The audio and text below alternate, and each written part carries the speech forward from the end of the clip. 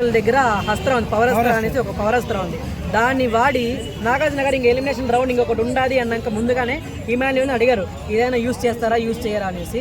So ఆయన use చేసి సంజనా గారిని అయితే సేవ్ చేశారు. సంజనా గారిని ఎప్పుడైతే సేవ్ చేశారో ఆటోమేటిక్గా జరగాల్సిన రౌండ్ అలాగే జరిగింది.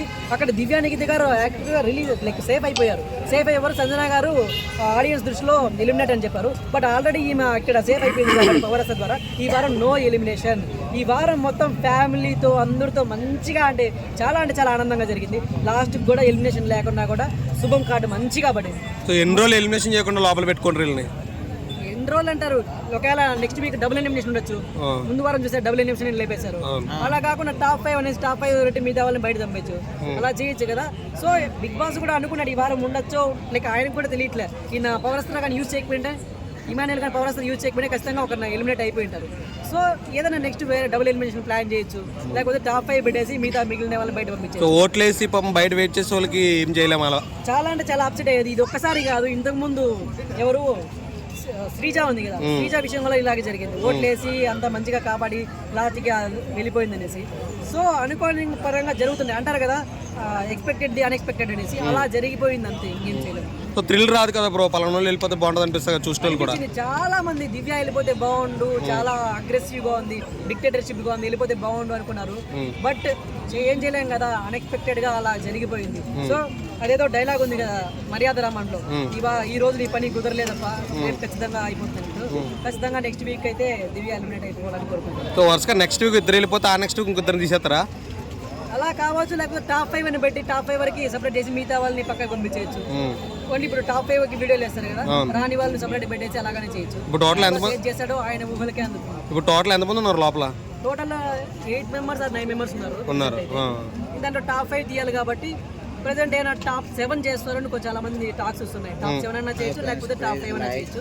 సో ఈ వారం ఒక్కొక్కరికి టాప్ 1 లో ఉన్న వారికి అది జర్నీ వీడియో చూపిస్తారు కదా, అలా జర్నీ వీడియో చూపిస్తూ లాస్ట్ వాళ్ళకి చూపిస్తున్నా బయట పంపించేయచ్చు. సో ఏదైనా జరగచ్చు ఈ బిగ్ బాస్ సీజన్ లో. మీ పాయింట్ ఆఫ్ లో టాప్ 5 ఎవరు ఉంటారు అనుకుంటున్నారు? టాప్ 5 లో ఖచ్చితంగా సోల్జర్ పవన్ ఉంటాడు, తర్వాత తనుజ, ఇమాన్యుయల్, ఇక సుమన్ శెట్టి గారు, బర్ని గారు, వీళ్ళైతే ఖచ్చితంగా ఉండబోతున్నారు. 1 2 3 పవన్, తనుజ, ఇమాన్యుయల్. ఎందుకు బ్రో లాస్ట్ అంటే రీసెంట్ వీక్ వరకు తనుజ వర్సెస్ మన ఇమాన్యుయల్ అన్నారు, ఎక్కడి నుంచి పవన్ వస్తాడు ముందుకి? ఈ వారము ఇంతకు ముందు వారము పవన్ కి చాలా హైప్. ఏదైతే ఫ్యామిలీ ఆడియన్స్ తో టైం పెట్టారు కదా, అతను మంచితనం చూస్తుంటే తనకు అసలు లైక్ పెరిగిండే సిచ్యువేషన్ లైక్ సరౌండింగ్స్ ఏమో తెలియదు కానీ తన ఇది కూడా ఇచ్చేస్తున్నారు, టైం కూడా ఇచ్చేస్తున్నారు. వేరే వాళ్ళ గురించి ఆలోచించి ఓకే తీసుకోండి నేను ఉండగలను అని తన మంచితనం చూపిస్తుండే, అతి మంచితనం చూపిస్తుండే. చాలా మందిలో అబ్బా మనసులో వెళ్ళిపోయాడు, అందరి మనసులో ఒక రేంజ్ లో పెరిగిపోయింది, గ్రాఫ్ అక్కడ పెరిగిపోయింది. ఇంకొక గేమ్ ఉన్న అది లైక్ ఫుల్ చేసి red colour green blue colour ఉంది కదా, అక్కడ చూసారు కదా దివ్యాన్ని కూడా అంత పెద్ద కూడా పడేసాడు, అంత మంచిగా ఆడాడు. అతను వస్తున్నాడు అంటే ఇంకా అయిపోయినట్టే, వారు వంచలేనట్టే. అలాంటిది పవన్ తో పాటు డిమాండ్ పవన్, కళ్యాణ్ ఇద్దరు కలుస్తున్నారు. సూపర్ గా అనిపించింది గేమ్ అయితే. సో ఆర్మీ ట్రైనింగ్ బాగా ఉపయోగపడిందంట మనం లోపల. ఖచ్చితంగా ఆర్మీ ట్రైనింగ్ చెప్పాం కదా, అంత పెద్ద మనిషినే ఇట్లా తిప్పేసరికి కింద పడింది, దమాన్ పడింది. అది కదా ఆర్మీ పవర్ అంటే అనిపించింది. సో అక్కడితో కొంచెం పవన్ గ్రాఫ్ అయితే పెరిగిపోయింది. ప్రెసెంట్ ఓటింగ్ పోల్స్ చూసుకుంటే పవన్ టాప్ లో ఉన్నాడు. సో ఈ విధంగా చూసుకుంటే లాస్ట్ వచ్చేసరికి కూడా పవన్ కి రావచ్చు sympathy vote, like common person అన్నా రావచ్చు, లేకపోతే తన స్టామినా బట్టి అలా రావచ్చు. సో ఖచ్చితంగా టాప్ 3 లో, టాప్ 1 టాప్ 2 లోనే ఖచ్చితంగా ఉంటాడు పవన్ అయితే. వాళ్ళ నాన్నగారు వచ్చాక ఇంకా సింపతి పెరిగిందంటవా? వాళ్ళ నాన్నగారు వచ్చి మాట్లాడుతుంటే అరే మా పేరెంట్స్ కూడా ఇలాగే చెప్తారు, మా వాళ్ళు కూడా ఇలాగే చెప్తారు. వాళ్ళ నాన్న ఒక మోటివేషనల్ స్పీకర్ లాగా అనిపించాడు. అరే నాన్న కప్పు అనేది శాశ్వతం కాదు, డబ్బులు అనేది శాశ్వతం కాదు, నీతి నిజాయితీగా ఉండాలి, మంచి పేరు తెచ్చుకోవాలి చెప్తున్నాడు కదా. ఇన్నాళ్ళు నా కొడుకు పవన్ అని చెప్పుకుంటా అంటే ఇప్పుడు కళ్యాణ్ నాన్న నేను అని చెప్పుకునేంత స్థాయి తెచ్చాను. చాలా నాకు ఎంతో అంటే ఎంత గర్వంగా ఫీల్ అయ్యాడు. చాలా అంటే చాలా నాకు కూడా ప్రౌడ్ గా అనిపించింది. సో ఇద్దరు సెలబ్రిటీల మధ్యలో మనం కామన్ పీపుల్ కదా, ఒకవేళ కప్ ఇచ్చేస్తారంటే కామన్ పీపుల్, కామన్ వ్యక్తి ఇంత స్థాయికి వచ్చాడు, ఇంత మంచితనం చూపిస్తున్నాడు, కామన్ లైక్ సెలబ్రిటీని కూడా ధీటుగా వాళ్ళు దాటి మరిపోతున్నాడు అంటే ఖచ్చితంగా మన వాళ్ళు సపోర్ట్ చేస్తున్నాడు, సపోర్ట్ చేయాలి ఖచ్చితంగా. రీతు చౌదరి డిమాండ్ పవన్ పరిస్థితి బయటకు వచ్చి తిరగడమేనా ఇంకా చట్టపట్టాలు వేసుకుని? అసలు నాకు తెలిసి బయటకు వచ్చినాక ఇప్పుడు ఫ్యామిలీ ఆడియన్స్ వస్తున్నారు కదా, వాళ్ళ అమ్మగారు వచ్చారు, వీళ్ళ అమ్మగారు వచ్చారు, అంతా వచ్చారు.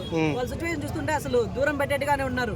లైక్ రీతు చౌదరి వాళ్ళు ఇప్పుడు రీసెంట్ గా రేపు వేరే వాళ్ళు రాబోతున్నారు, వాళ్ళ ఫ్రెండ్ సిచ్యువేషన్ చూసుకుంటే ఇంకా బయటకు వచ్చినాక లోపల వరకేనేమో, బయటకు వచ్చినాక లేదేమో, వీళ్ళు ఉండరేమో అనిపిస్తుంది. సంజన పరిస్థితి ఏంటి? సంజన గారు మెయిన్ పిల్లర్ అంటే Bigg Boss 1 like season like starting లో ఎపిసోడ్ 1 లో 2 లో ఏదో నిద్రపోతున్నట్టుగా ఉండింది. ఆమె వల్లే కొంచెం హైప్ వచ్చి కొంచెం ఇంట్రెస్ట్ గా కలిగింది. సో ఆమె ఒక main one of the pillar big order. కానీ టాప్ 5 లో ఉండొచ్చు ఉండకపోవచ్చు అంతే. కానీ ఆమెకి అయితే ఖచ్చితంగా గుర్తు పెట్టుకుంటారు బిగ్ బాస్ సీజన్ 9 లో సజనా గారు అనేసి. ఎందుకంటే ఒక సిచ్యువేషన్ చెప్పాడు, మా అమ్మ నన్ను వద్దు అనుకునింది, కనడానికి కూడా ఇష్టం పడలేదు. ఆ సిచ్యువేషన్ నేను ప్రెగ్నెంట్ గా ఉన్న సిచ్యువేషన్ లో తినడానికి కూడా తిండి లేనప్పుడు పొలంలోకి వెళ్ళి మట్టి తినింది. అది చూస్తున్నప్పుడు అంటే ఎంత లైక్ గ్రౌండ్ లెవెల్ నుంచి బయటకు వచ్చాడు. అంత గ్రౌండ్ లెవెల్ నుంచి ఎదగాలంటే నేను కూడా ఇప్పుడు చాలా ట్రై చేస్తున్నా సినిమాస్ లో రావడానికి. అంత పల్లెటూరులో ఉన్నారు వాళ్ళు, తినడానికి తిండి లేనప్పుడు ఆ సిచ్యువేషన్ అంటే ఎప్పుడు 20 ఏళ్ళ ముందు 25 ఏళ్ళ ముందు అంటే ఆ సిచ్యువేషన్ ఎట్లా ఉంటుంది చెప్పండి. పల్లెటూరులో అది కూడా తినడానికి తిండి లేనప్పుడు పొలాల్లో మట్టి తింది అంటే ఇంక నమ్మడానికి సఖ్యంగానే ఉంది. సో ఈ తనుజ ఇమాన్యుయల్ మధ్యలో చూసుకుంటే ఇమాన్యుయలే మంచిగా ఉండబోతుంది. తనుజ వర్సెస్ కళ్యాణ్ ఇద్దరు ఎవరు ఫేర్? ఖచ్చితంగా కళ్యాణే. తనుజ వర్సెస్ కళ్యాణ్ అంటే ఖచ్చితంగా కళ్యాణ్ అని చెప్పచ్చు. ఎందుకంటే తను ఒక నార్మల్ పర్సన్గా వచ్చి ఇంత హైప్ తెచ్చుకొని ప్రతి ఒక్కరిలోనూ మంచి పేరు. ఎవరు వచ్చినా కానీ పక్కింటి పిల్లోడు లాగున్నాడు, అరే నాన్న రారా హెల్ప్ ఉంది అంటే వచ్చే పిల్లోడు లాగున్నాడు, తను ఇంకొకరు వచ్చి అడాప్ట్ చేసుకుంటాము తనని అంటున్నారు. సో ఈ విషయాలన్నీ చూస్తుంటే పవన్ గారికి చాలా అంటే చాలా హైప్ ఉంది బయట. ఖచ్చితంగా టాప్ 1 టాప్ 2లో ఖచ్చితంగా ఉండబోతుంది.